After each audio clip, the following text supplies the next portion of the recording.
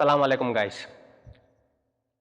এই যে ইদানিং কিছু কিছু ইয়াং বয়সের ছেলে যে প্রবাসে এসে, সেটা যে কোনো দেশে বলুন, ইউএই, ওমান, কাতার, সৌদি বা ইউরোপের যে কোনো দেশে, তো আসার পরে যারা বিশেষ করে কি দেশে মেয়ে রেখে আসে বা SSC drop out, college drop out বা আমার মতো গ্রাজুয়েশন ড্রপ আউট, তো এরকম যারা প্রবাস জীবনে আসে, স্বাভাবিক আপনার পিছনে ব্যাকআপ না থাকলে আপনার কোনো একটা পজিশনে গিয়ে দাঁড়াতে কিন্তু অনেক সময়ের দরকার হবে।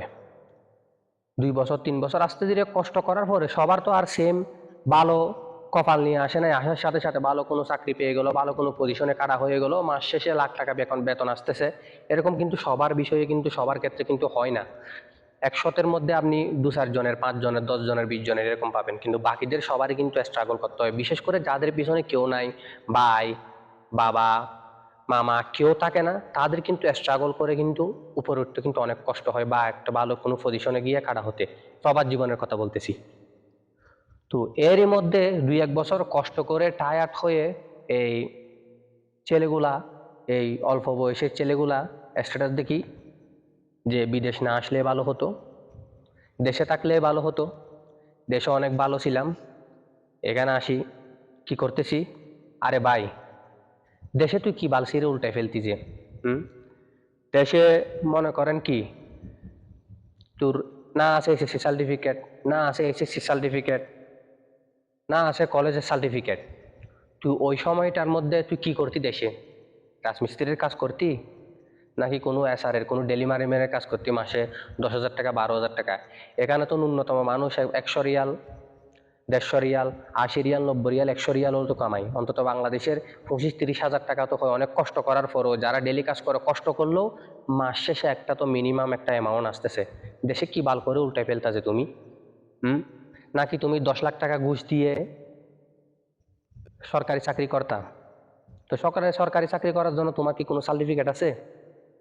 তো এগুলা বিবেচনা না করে তারা শুরুতে স্ট্যাটাস দিয়ে দেয় প্রবাস জীবনে এসে কি ভুল হয়ে গেছে, দেশে থাকলে ভালো ছিল। তোমার দেশে যদি বাবার কোটি টাকা সম্পত্তি থাকে, তুমি প্রবাসে আসছো কেন? তুমি যদি দেশে যদি সরকারি চাকরি করার ক্ষমতা থাকে, তোমার যোগ্যতা থাকে, তুমি বিদেশে আসে লাভ কি?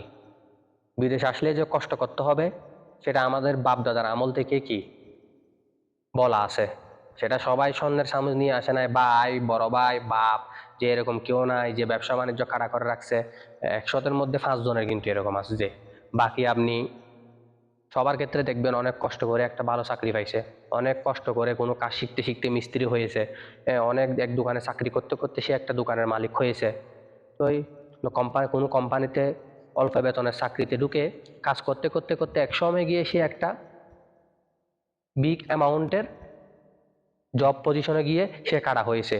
তাই আমরা এনে মুখে আসছে টুস করে বলে দিই যে প্রবাস জীবনে এসে ভুল করছি, তুমি দেশে কি বাল করে উল্টা ফেলতা সেটা সবার জানা আছে, তাই তুমি প্রবাসে, এটা তোমার ভুল না, বুঝছো?